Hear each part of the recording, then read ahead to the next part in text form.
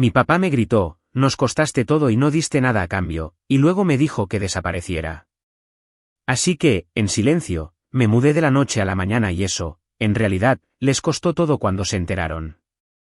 Permítanme presentarles a mi maravillosa familia. Primero está mi hermano mayor, Diego, de 34 años, quien tuvo su apogeo en la preparatoria y nunca se recuperó. Este tipo todavía habla de sus días de gloria en el fútbol americano como si hubieran ocurrido ayer en lugar de hace 16 años. Trabaja de medio tiempo en una tienda de deportes y pasa la mayor parte de su tiempo libre reviviendo los viejos tiempos cuando a la gente realmente le importaban sus touchdowns. Diego es el tipo de persona que se presenta a cada reunión familiar usando su vieja chamarra del equipo aunque ya apenas le queda. Tiene todo un complejo de víctima sobre cómo podría haberse vuelto profesional si la vida no lo hubiera arruinado. Un golpe de realidad, el tipo ni siquiera pudo conseguir una beca universitaria, pero de alguna manera es culpa de todos los demás que esté a punto de cumplir 35 años y viva al día. Luego está mi hermanita, Camila, de 26 años, que se cree influencer porque tiene 847 seguidores en Instagram.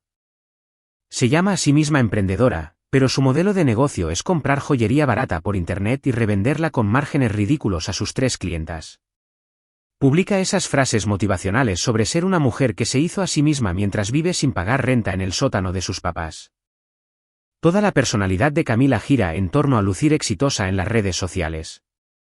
Se gasta sus últimos $3,400 en una bolsa de diseñador pirata solo para tomarse fotos con ella, y luego come sopas Maruchan durante 2 semanas.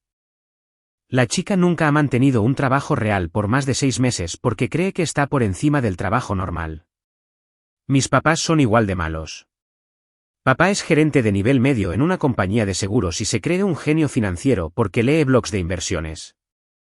Siempre tiene algún plan para hacerse rico rápido que requiere solo un poco de capital inicial del servidor de ustedes.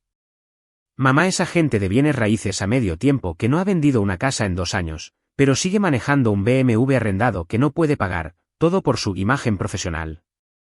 Y yo era el chico raro al que realmente le importaba la escuela y planificar para el futuro.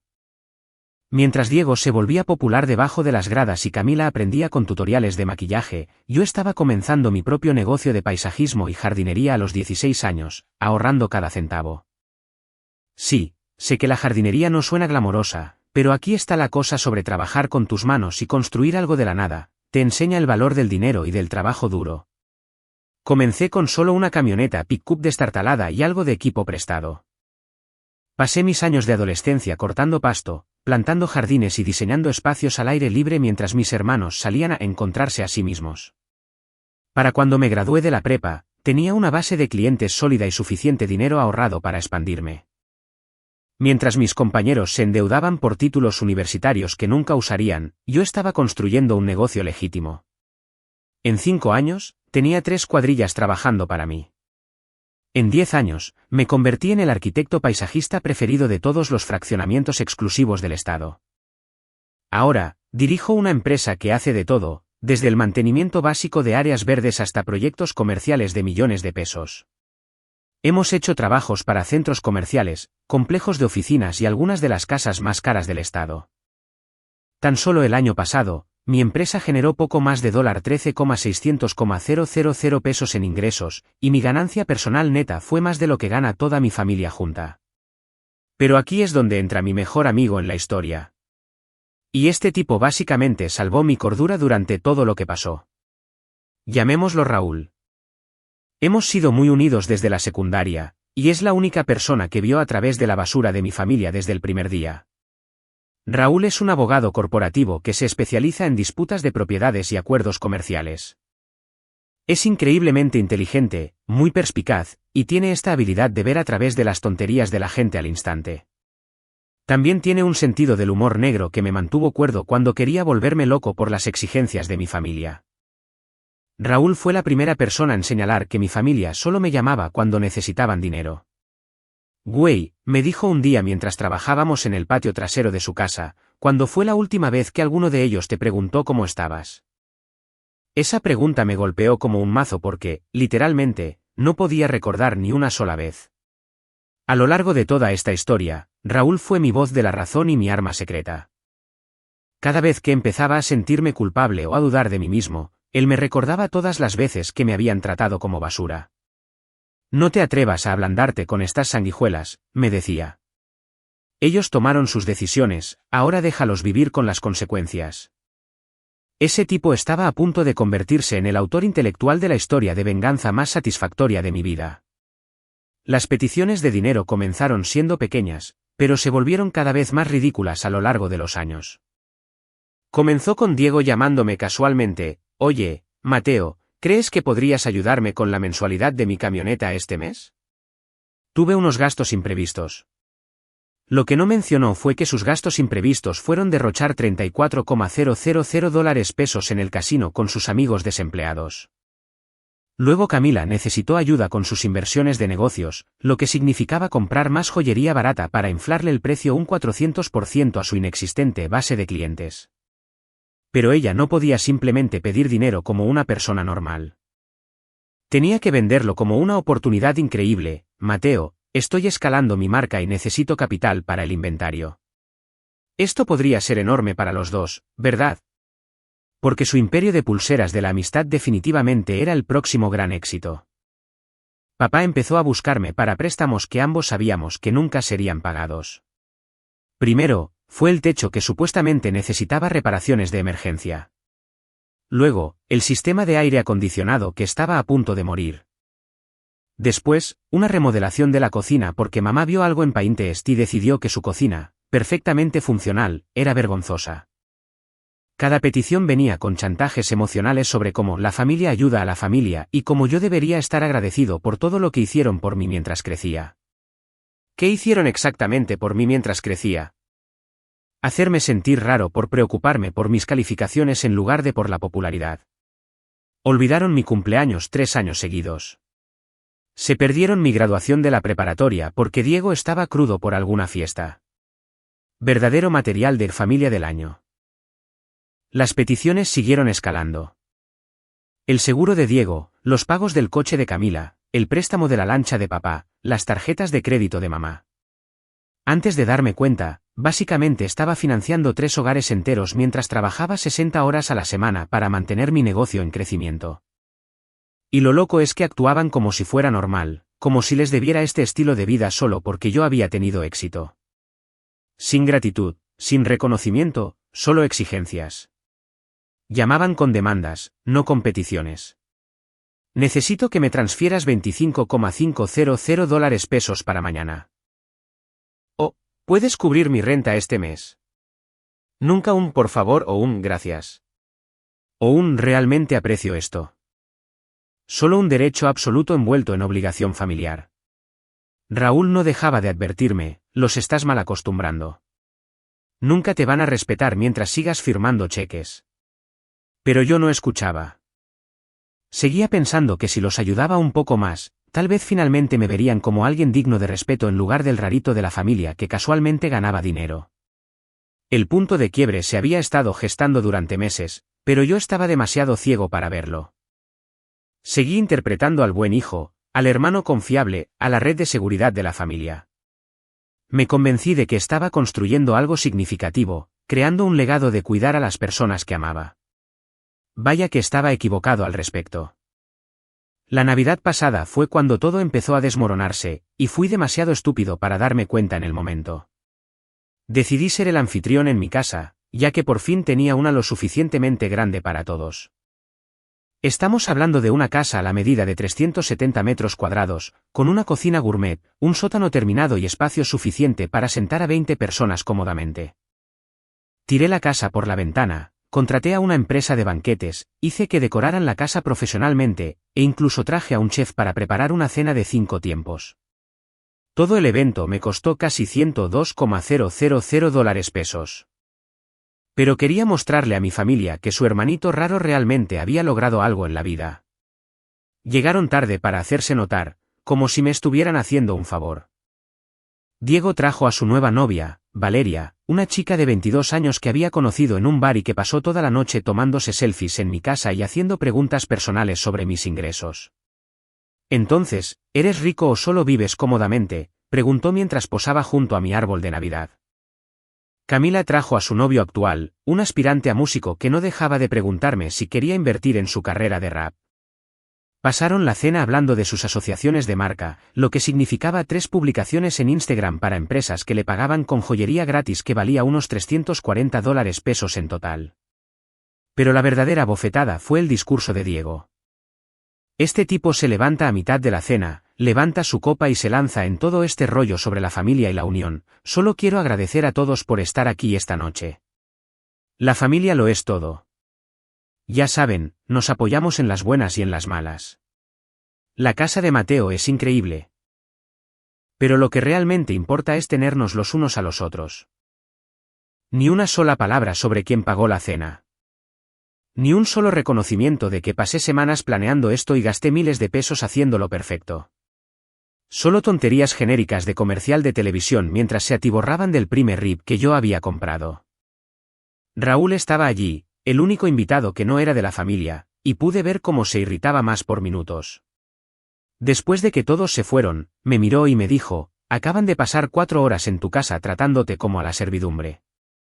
¿Cuándo vas a despertar? Esa noche, algo comenzó a cambiar en mi cerebro. La niebla se estaba disipando y estaba empezando a ver lo que Raúl había intentado decirme durante años. Mi familia no me amaba. Amaban lo que yo podía hacer por ellos. Hay una diferencia, y es una muy grande. 3 meses después, todo explotó de la manera más espectacular posible. Fue un martes por la noche en marzo, alrededor de las 9 de la noche.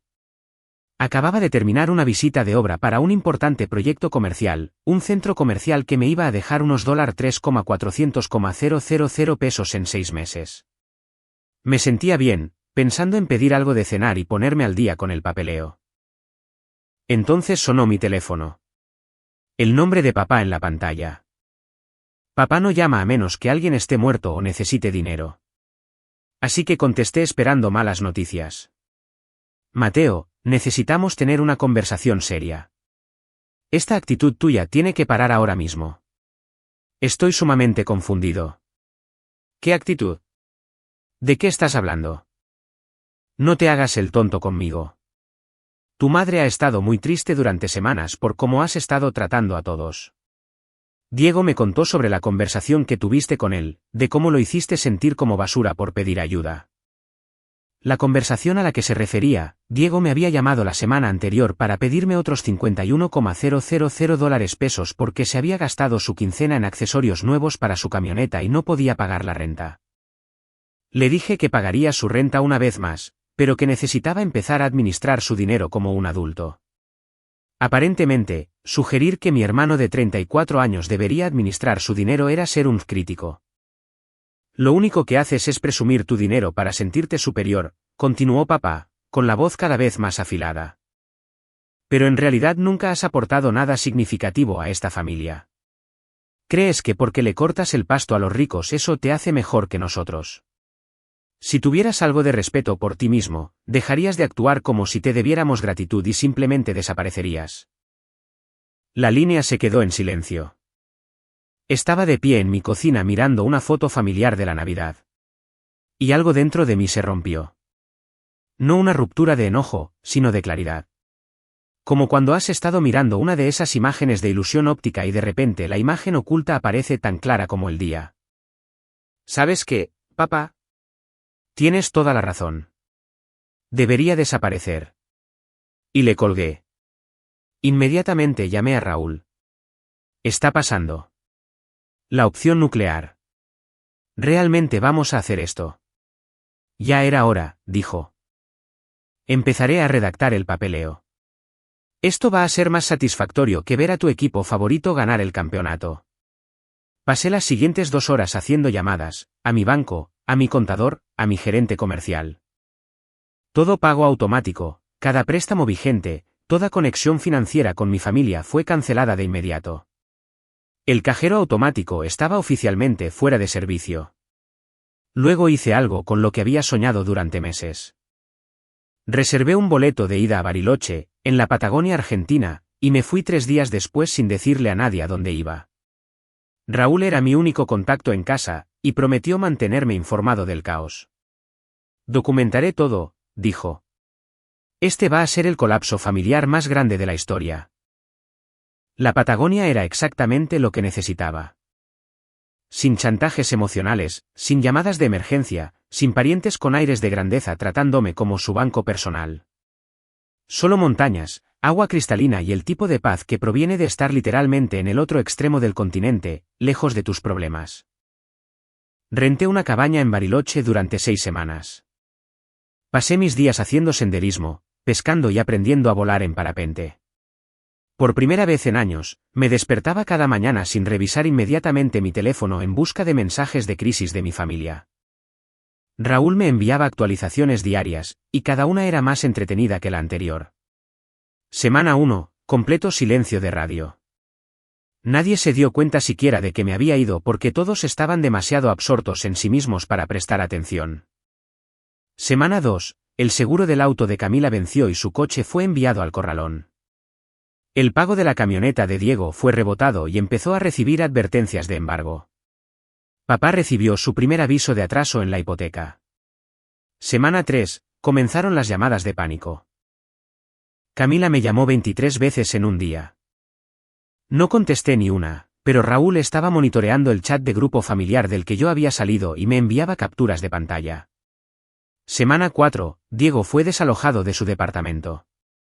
Camila tuvo que vender su equipo de cámara para comprar despensa. Mamá y papá de repente estaban atrasados 3 meses en facturas de las que nunca antes se habían preocupado. Los mensajes del chat grupal familiar eran puro entretenimiento. Camila, ¿alguien ha hablado realmente con Mateo?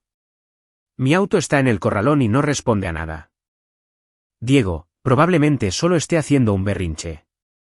Ya saben cómo se pone cuando no recibe suficiente atención. Mamá, estoy segura de que pronto entrará en razón. Solo está siendo emocional. Papá, completo silencio. El orgullo es algo difícil de tragar. Pero para la semana 5, el tono cambió por completo. Mamá, esto ya no es gracioso. El banco llamó sobre los procedimientos de embargo. ¿Dónde está él, Diego? Diego, Mateo, si estás viendo esto, en serio necesitamos hablar. Esto ha llegado demasiado lejos. Camila, estoy a punto de perder mi departamento. Por favor, solo devuélveme la llamada. Lamento lo que sea que hayamos hecho. Papá, aún cri-cri. Raúl se estaba divirtiendo como nunca documentando todo. Tu hermano está durmiendo en el sofá de alguien. Tu hermana se mudó de nuevo con tus papás. Y tu papá intentó usar el crédito de tu empresa para obtener un préstamo. El banco literalmente se rió de él. Pero la mejor parte fue lo que pasó cuando intentaron que otros miembros de la familia los sacaran del apuro. Le habían estado diciendo a todo el mundo que yo había tenido algún tipo de crisis nerviosa y había abandonado mis responsabilidades sin previo aviso. El problema fue que mi prima Ana había estado observando esta disfunción durante años. Desmintió su historia muy rápido, diciéndole a todos exactamente cuánto dinero les había estado dando y cómo me habían estado tratando a cambio. De repente, la familia extendida ya no sentía tanta empatía por su emergencia financiera. Mientras tanto, recibía actualizaciones que mejoraban infinitamente mi día. Diego tuvo que cancelar su elegante membresía del gimnasio y empezó a hacer ejercicio en el centro deportivo municipal. El mismo tipo que solía publicar selfies sin camisa frente al espejo con descripciones sobre su mentalidad emprendedora, ahora estaba haciendo lagartijas en unas instalaciones destartaladas con el aire acondicionado descompuesto. La presencia en redes sociales de Camila se volvió involuntariamente hilarante. Intentó mantener sus publicaciones de estilo de vida de influencer mientras estaba claramente en la ruina. Un día publicaba sobre manifestar abundancia y al día siguiente le preguntaba a sus seguidores si alguien conocía ideas de comidas económicas. Su interacción cayó a un solo dígito porque, resulta, la gente no quiere consejos de estilo de vida de alguien que toma el camión para ir a McDonald's. La cereza del pastel fue cuando papá intentó vender su colección de tarjetas vintage de béisbol, su cartera de inversiones de la que se había estado jactando durante años. Resulta que la mayoría de las tarjetas eran reimpresiones sin valor que había comprado en infomerciales de televisión nocturnos. Toda la colección, que afirmaba valía $255,000 pesos, se vendió por $5,100 pesos en una venta de garaje. Mamá empezó a cortarse el cabello ella misma porque no podía pagar sus visitas habituales al salón de belleza. La mujer que solía sermonearme sobre mantener una apariencia profesional ahora veía tutoriales en YouTube y terminaba con peinados que la hacían parecer como si hubiera metido el dedo en un enchufe. Yo estaba viviendo mi mejor vida en uno de los lugares más hermosos de la Tierra mientras ellos por fin estaban aprendiendo a que saben las consecuencias. Después de 8 semanas en el paraíso, volé de regreso a México. Pero no fui a casa. Fui directamente a la oficina de Raúl para planear la siguiente fase de la operación. Las acciones tienen consecuencias. Bienvenido de nuevo, persona magnífica, dijo Raúl, deslizando una gruesa carpeta sobre su escritorio, listo para ver qué tan profundo es el hoyo que ellos mismos cavaron. La situación era aún peor de lo que había imaginado. Diego había sido despedido de su trabajo de medio tiempo por faltar a demasiados turnos mientras lidiaba con el drama familiar. La carrera de influencer de Camila estaba oficialmente muerta porque había tenido que vender todo su equipo y mudarse de regreso a casa. Mamá y papá ahora tenían 5 meses de atraso en su hipoteca y el proceso de embargo había comenzado oficialmente. Pero Raúl había estado ocupado haciendo más que solo ver cómo se desarrollaba el caos. Había estado investigando información legal muy interesante. ¿Recuerdas esa casa del lago que tu familia ha estado usando todos los veranos durante los últimos 8 años? Preguntó. Sí, la de Valle de Bravo de la que pago todos los impuestos y costos de mantenimiento. Lo curioso de esa propiedad es que tú sigues siendo el único nombre en las escrituras. Legalmente, es 100% tuya. Pero ellos la han estado tratando como su casa de vacaciones personal. Esa casa de descanso me la había dejado específicamente en su testamento mi abuelo porque yo era el único nieto que alguna vez había mostrado interés en cuidarla. Mis papás siempre habían actuado como si fuera propiedad familiar. Iban allá todos los fines de semana, dejaban que Diego organizara fiestas con sus amigos y dejaban que Camila la usara para sus sesiones de fotos para redes sociales. Recordé un fin de semana en particular cuando manejé hasta allá para hacer trabajos de mantenimiento, arreglar el muelle, limpiar las canaletas, cosas normales de propietario. Encontré evidencia de una de las fiestas de Diego de la noche anterior. Latas vacías por todas partes, colillas de cigarros flotando en el jacuzzi, y alguien realmente había tallado sus iniciales en la mesa de comedor hecha a mano por mi abuelo. Cuando confronté a Diego al respecto, solo se encogió de hombros y dijo, relájate. ¿Tampoco es que vivas aquí de tiempo completo? Ese fue el momento en el que debí darme cuenta de que me veían como el conserje, no como el dueño. Se sentían con el derecho de usar y abusar de algo que legalmente me pertenecía, y luego actuaban como si yo estuviera siendo irracional por preocuparme por los daños. Es hora de implementar nuevas políticas de administración, dijo Raúl con esa sonrisa estratégica que había aprendido a apreciar. Manejamos hasta Valle de Bravo ese fin de semana. Hice que cambiaran las cerraduras, instalé un sistema de seguridad y puse carteles adecuados de propiedad privada, prohibido el paso. Luego, Raúl me ayudó a ponerla en renta como una propiedad vacacional premium, ubicación privilegiada frente al lago con muelle y jacuzzi. Esa propiedad iba a generar $76,500 por semana durante la temporada alta. Pero ese fue solo el calentamiento. Raúl había descubierto algo aún mejor. La fase 2, dijo mientras manejábamos de regreso del lago, es donde las cosas se ponen realmente interesantes. Hace años, cuando mis papás compraron su casa actual, habían necesitado un aval porque el crédito de papá era terrible. Adivinen quién había sido lo suficientemente joven y confiado para ayudarlos. Así es. Mi nombre estaba en su hipoteca, lo que significaba que yo tenía derechos legales sobre la propiedad y podía exigir cuentas por los pagos que había estado cubriendo. Podemos forzar la venta, explicó Raúl. El valor de mercado menos lo que deben es igual a tu porción del capital, y considerando lo atrasados que están, probablemente se quedarían sin nada. Lo miré fijamente. ¿Me estás diciendo que legalmente puedo quitarles su casa? Te estoy diciendo que legalmente puedes proteger una inversión que has estado subsidiando durante años sin recibir ningún reconocimiento o aprecio. El plan era hermoso por su simplicidad.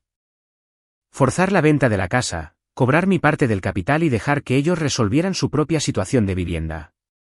Después de años de tratarme como su fuente de financiamiento personal, finalmente entenderían lo que realmente se siente la incertidumbre financiera. Pero Raúl aún no había terminado. ¿Qué pasaría si te dijera que hay una manera de hacer que esta experiencia educativa sea aún más impactante? Mientras hablamos de estrategia, debo mencionar que Raúl había estado construyendo en silencio un expediente que pondría celoso a cualquier fiscal. Me había ayudado a escanear y organizar cada estado de cuenta bancario, cada mensaje de texto pidiendo dinero, cada préstamo casual que nunca se pagó.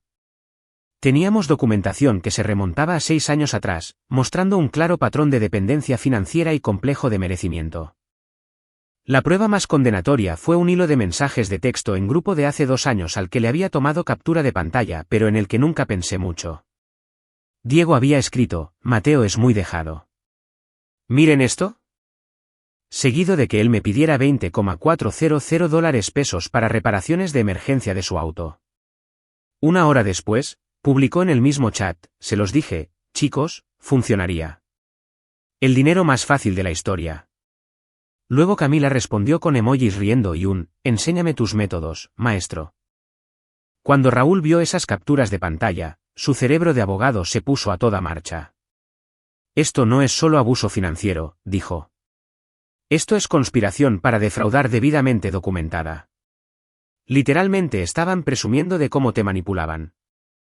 Saber que mis propios hermanos se habían estado riendo a mis espaldas mientras tomaban mi dinero fue el último clavo en el ataúd de cualquier culpa que pudiera haber sentido por lo que venía después. La estrategia final de Raúl fue pura genialidad. Había estado documentando todo en silencio. Cada pago que había hecho, cada préstamo que había dado, cada vez que se habían aprovechado de mi generosidad.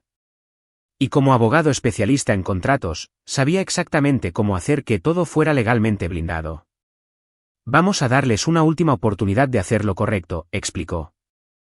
Una oportunidad de reconocer lo que te deben y comenzar a arreglar las cosas. Y cuando inevitablemente lo echen a perder, tendremos todo lo que necesitamos para resolver esto de forma permanente. El plan era elegante. Yo regresaría a casa, les diría que estaba dispuesto a ayudarlos una última vez, pero solo si firmaban un acuerdo formal reconociendo todo el dinero que me debían y comprometiéndose a un plan de pago realista. Raúl redactó un contrato que parecía razonable en la superficie, pero que tenía algunas cláusulas muy específicas que protegían mis intereses. Si se saltaban aunque fuera un solo pago, yo podía reclamar legalmente la propiedad de cualquier activo que hubiera sido comprado con mi ayuda financiera, la casa del lago, la lancha de papá de la que yo era aval, e incluso el auto de Camila, que estaba a mi nombre por cuestiones de seguro. Están tan desesperados en este momento que aceptarán cualquier cosa, predijo Raúl. Y basándonos en su historial, la van a regar en el primer mes. Llamé a Diego primero. Contestó antes de que terminara el primer tono. Mateo, gracias a Dios. ¿Dónde has estado? Hemos estado muy preocupados por ti. Ahórratelo, Diego. Estaré en la casa de mamá y papá esta noche a las 7. Asegúrate de que todos estén ahí. Mateo, espera. Puedo explicarlo todo. Colgué. Raúl y yo llegamos a su casa exactamente a tiempo. No había estado allí en meses, y el lugar se veía deteriorado. El jardín estaba crecido, la pintura se estaba descarapelando en las persianas y la lancha de papá estaba estacionada en la cochera con avisos de embargo pegados en el parabrisas.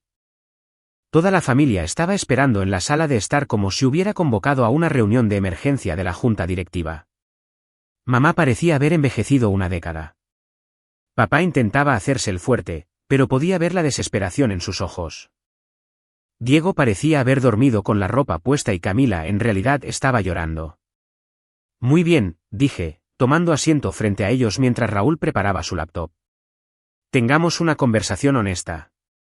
Los siguientes 90 minutos fueron absolutamente hermosos.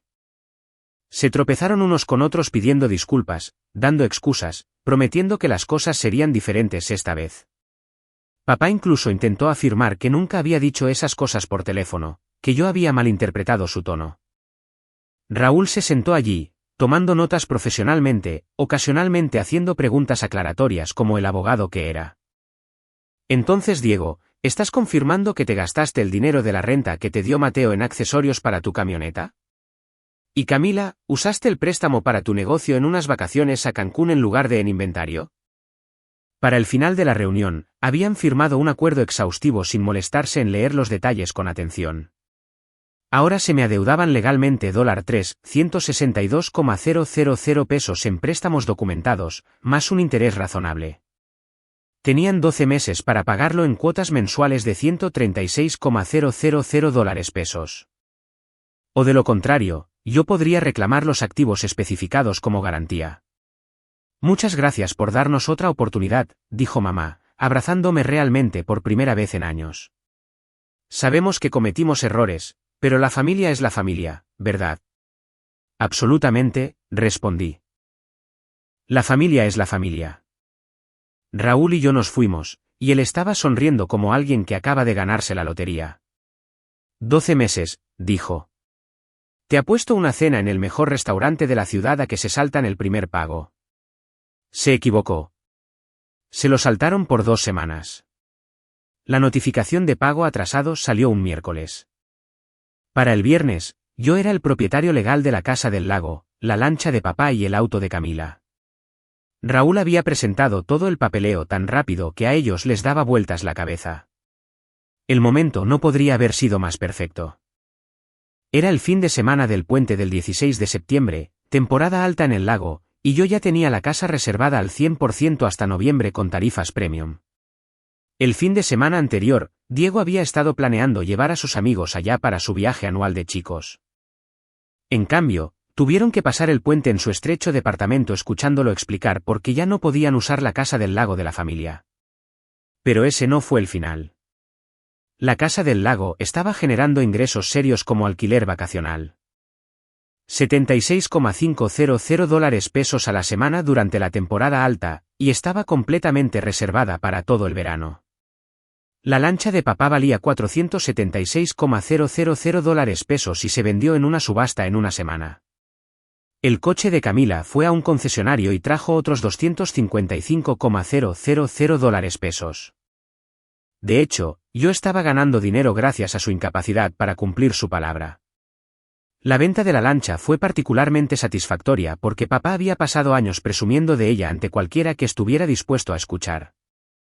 Lancha de pesca personalizada de primera, tecnología de punta, calidad de torneo, decía. Lo que no mencionaba era que yo había sido el aval del préstamo y había estado pagando la mitad de las mensualidades durante 3 años. Cuando se vendió, el comprador fue un pescador profesional que realmente apreciaba el equipo en lugar de solo usarlo para verse importante en la marina. Luego vinieron las llamadas telefónicas, y fueron más satisfactorias de lo que jamás había imaginado. Diego llamó primero. Mateo, por favor, hermano. Esto es una locura. Solo fue un pago. Podemos conseguirte el dinero la próxima semana. ¿Te lo juro? No, Diego, no pueden. Llevas 3 meses desempleado y tus tarjetas de crédito están al tope. No tienes forma de conseguir $136,000 pesos. Camila fue la siguiente. No puedes llevarte mi auto. ¿Cómo se supone que voy a llegar al trabajo? En transporte público, como lo hacen millones de adultos responsables todos los días. Papá finalmente rompió su silencio. Esto es robo. No puedes robar nuestra propiedad. Lee el contrato que firmaste, viejo. Raúl se aseguró de que cada cláusula fuera completamente legal. Pero la joya de la corona absoluta fue cuando mamá llamó, rompiendo en llanto por completo. Mateo, por favor. Somos tu familia. ¿Cómo puedes hacerle esto a las personas que te criaron? Te amamos. Te apoyamos. Te dimos todo lo que necesitabas para tener éxito. No me dieron nada, dije con calma. Pero yo les di todo. Mi dinero, mi tiempo, mi respeto, y lo tiraron todo por la borda porque pensaron que yo era débil y nunca me defendería. Vamos a perder la casa, sollozó. Tus propios padres se van a quedar en la calle por tu culpa. Deberías haber pensado en eso antes de decirme que yo no valía nada y que debería desaparecer. Los procedimientos de embargo hipotecario avanzaron exactamente según lo programado. Tuvieron que vender todo. Muebles, aparatos electrónicos, las joyas de mamá, las herramientas de papá. Todo se destinó a pagar las deudas que habían acumulado mientras vivían por encima de sus posibilidades gracias a mis subsidios. Terminaron rentando un pequeño departamento de 2 habitaciones en una zona fea de la ciudad. Diego tuvo que mudarse con ellos porque no podía pagar su propio lugar. 3 adultos hechos y derechos compartiendo un espacio pequeño, sin ahorros, sin plan de respaldo, sin cajero automático familiar para sacarlos del apuro cuando las cosas se ponían difíciles. El departamento estaba en un complejo donde el estacionamiento tenía más baches que pavimento, y los vecinos ponían música hasta las 3 de la madrugada en noches de escuela. Mamá, que solía quejarse cuando su club campestre tenía al tipo equivocado de personas en la alberca, ahora vivía al lado de un tipo que arreglaba motocicletas en su sala. Diego pasó de tener su propio espacio y privacidad a dormir en un sofá-cama en la sala. El mismo tipo que solía llevar a diferentes chicas a casa cada fin de semana ahora tenía que coordinarse con sus papás para saber cuándo podía tener visitas. Su vida amorosa esencialmente murió de la noche a la mañana porque, resulta, a las mujeres no les impresiona cuando tienes que preguntarle a tu mamá si está bien llevar a alguien a casa. Camila intentó reiniciar su negocio, pero sin transporte o dinero para el inventario, terminó aceptando un trabajo en un call center. Sus seguidores en Instagram cayeron a menos de 200 cuando la gente se dio cuenta de que estaba en la ruina y viviendo con sus papás. La imagen de la emprendedora que se hizo a sí misma se desmorona cuando tienes que tomar el camión para ir a tu trabajo en un cubículo. El trabajo en el call center fue la ironía perfecta. Después de años de pensar que estaba por encima del trabajo normal, ahora estaba en un edificio de oficinas sin ventanas, usando auriculares y lidiando con clientes enojados 8 horas al día. Sus compañeros de trabajo eran en su mayoría estudiantes universitarios y jubilados, personas que trabajaban ahí como un trampolín o un ingreso extra, no como un aterrizaje forzoso en sus carreras. Diego finalmente encontró trabajo en un almacén cargando camiones por $200 la hora. El mismo tipo que solía alardear de su carrera en el fútbol de la preparatoria ahora usaba un uniforme con el nombre de otra persona, recibiendo órdenes de supervisores más jóvenes que él. Papá tuvo que jubilarse anticipadamente porque el estrés de perderlo todo estaba afectando su salud. Resulta que ser embargado y tener tu crédito destruido hace que sea difícil mantener esa imagen de experto financiero que había cultivado. Y yo usé el dinero de sus bienes para expandir mi negocio. Compré equipo nuevo, contraté más personal y conseguí el contrato comercial más grande en la historia de mi empresa. También di el enganche para una casa vacacional en Whistler, Canadá. La compré al contado. Sin necesidad de avales. Raúl y yo celebramos la conclusión exitosa de nuestra estrategia legal haciendo un viaje de pesca al Mar de Cortés. Vuelos en primera clase, un hotel de lujo, guías que conocían los mejores lugares. Pasamos una semana pescando y riéndonos de lo perfectamente que había salido todo. ¿Sabes cuál es la mejor parte?, dijo Raúl mientras volábamos a casa. Ellos mismos se hicieron esto. Les diste todas las oportunidades para tratarte con respeto y gratitud y eligieron ser unos engreídos malagradecidos en su lugar. 6 meses después de que todo se finalizara, recibí un mensaje de texto de Camila. Solo 2 oraciones, ahora entiendo por lo que te hicimos pasar. Sé que probablemente nunca nos perdonarás, pero de verdad lo siento. Lo leí 2 veces, le tomé captura para enviárselo a Raúl, y luego lo borré sin responder. 2 semanas después, Diego apareció en mi oficina. Mi secretaria me dijo que estaba allí y casi hice que seguridad lo escoltara a la salida. Pero la curiosidad me pudo más, así que acepté verlo por exactamente 5 minutos. Se veía terrible, delgado, cansado, usando el uniforme del trabajo que tuviera en ese momento. La personalidad de deportista seguro de sí mismo había desaparecido por completo, reemplazada por alguien que parecía haber sido golpeado por la realidad. Mateo, necesito decirte algo, comenzó. Estaba equivocado. Todos estábamos equivocados. Te traté como basura cuando eras el único que mantenía unida a nuestra familia. No dije nada. Solo lo miré y esperé. Sé que probablemente nos odies y lo entiendo. Pero quería que supieras que finalmente entiendo lo que te hicimos. Nos aprovechamos de tu éxito y de tu amabilidad, y te tratamos como si nos debieras algo en lugar de estar agradecidos por todo lo que hiciste. Tienes razón, dije. Me trataste como basura durante años. ¿Hay alguna forma, alguna oportunidad de que podamos arreglar esto alguna vez? No estoy pidiendo dinero ni ayuda. Solo quiero recuperar a mi hermano. Miré a este tipo que solía burlarse de mí por ser responsable, que solía llamarme raro por preocuparme por mi futuro, que había pasado años tomando mi dinero mientras hablaba a mis espaldas sobre cómo yo me creía mejor que todos. Diego, te di a ti y a todos los demás en nuestra familia innumerables oportunidades para tratarme con el respeto básico. Elegiste no hacerlo todas y cada una de las veces. Lo sé, pero... No hay peros. Tomaste tus decisiones y ahora estás viviendo con las consecuencias, igual que yo estoy viviendo con las mías. Así que eso es todo. Nunca volveremos a ser una familia. En realidad, nunca fuimos una familia para empezar. Éramos un acuerdo financiero que beneficiaba a todos excepto a mí. Se quedó allí por otro minuto, tal vez esperando que yo cambiara de opinión. Cuando quedó claro que no iba a decir nada más, se fue. Volví a trabajar en los planos para un nuevo proyecto comercial, un complejo de oficinas de varios millones de pesos con un paisajismo extenso. El tipo de proyecto que habría impresionado a mi familia si alguna vez se hubieran molestado en preguntar por mi trabajo en lugar de solo pedirme dinero. 3 años después, estoy escribiendo esto desde la oficina de mi casa construida a la medida. 5 habitaciones, 12,000 metros cuadrados de terreno y un taller para reparar equipos. Todo pagado en efectivo. Sin necesidad de avales. Mi negocio ahora emplea a 47 personas en 3 estados, encargándose de todo, desde centros comerciales hasta hoteles de lujo. Los ingresos del año pasado alcanzaron los $35,700,000 pesos con un crecimiento proyectado del 30%. Compré esa casa de vacaciones en Whistler y paso mi tiempo libre esquiando, haciendo senderismo y disfrutando de la paz, rodeado de personas que me aprecian en lugar de usarme. Raúl sigue siendo mi mejor amigo y ahora mi abogado corporativo. Nos estamos expandiendo hacia el desarrollo de propiedades comerciales. Resulta que tener un abogado que realmente te respalda hace que los negocios sean rentables y sin estrés.